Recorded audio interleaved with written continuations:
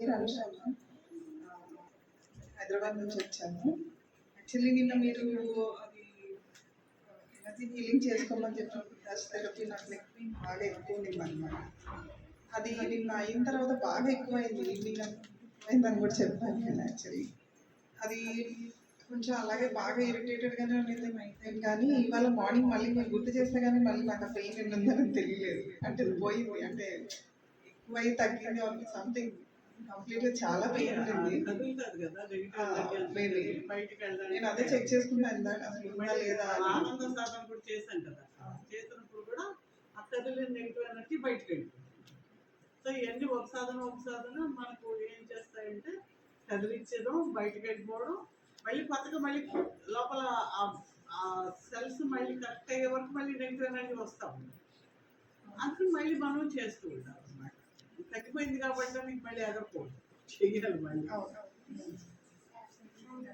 ఇంకొకటి అయితే మామూలుగా నాకు నచ్చింది బాగా, విశ్వ కళ్యాణ సాధనలో అందరూ మన కోరిక ఏదైతే ఉందో అది లేని వాళ్ళకి కూడా అది జరగాలని కోరుకోవడం అనే పాయింట్ నాకు చాలా బాగా నచ్చింది. జనరల్గా మనం అనుకుంటాం అందరూ బాగుండాలి, అందరికి మంచి జరగాలి అనుకుంటాం, కానీ ఈ యాంగిల్లో ఎప్పుడు ఆలోచించలేదు. మనకేది కావాలో అందరికీ అది ఉండాలి అని ఆలోచించాం.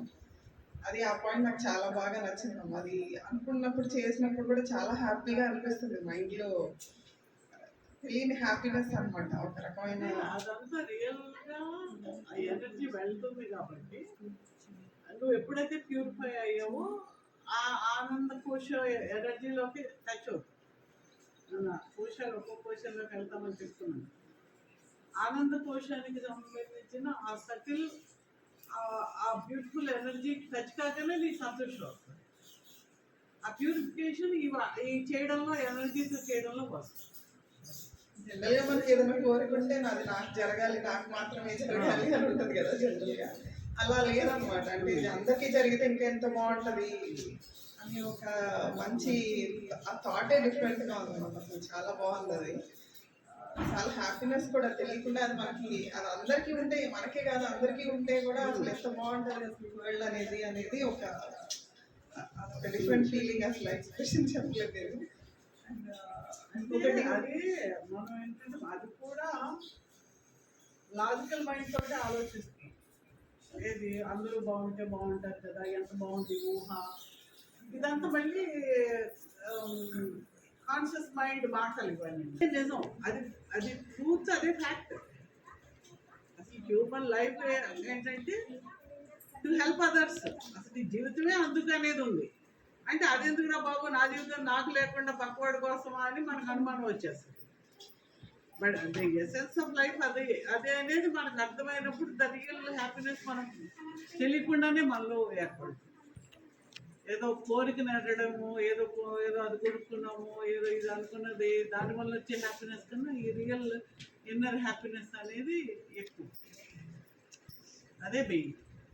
దానికి రీచ్ అయ్యే మార్గాలు అన్నమాట. అది మామూలుగా చెప్తే అందరి కోసం చెయ్యండి అంటే ఎవరు చెయ్యరు కదా.